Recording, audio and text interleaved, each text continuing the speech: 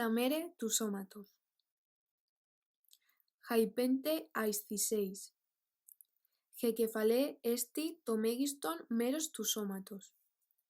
Δεουροδεχόμεν τους οφθαλμούς καί τουτόις χωρόμεν εστι γαρ γεόψεις. Κάτω δε χέρις εστι καί ταύτε ως φραϊνόμετζα, εστι γαρ γε αίσθεσις τες ως φρέσεως. Εν δε το στόματι εστιν γε άσθεσις του γεύματος. Επί δε χακετέρου μέρου τες κεφαλές εισι τα ότα. Ο εισακουόμεν εστι γαρ γε άσθεσις τες ακολές. Υπό δε τες κεφαλές ο τράχελος εστι καί χοι, δούο ομόι, ο γέισιν χαϊ κεφαλάι των βραχιώνων.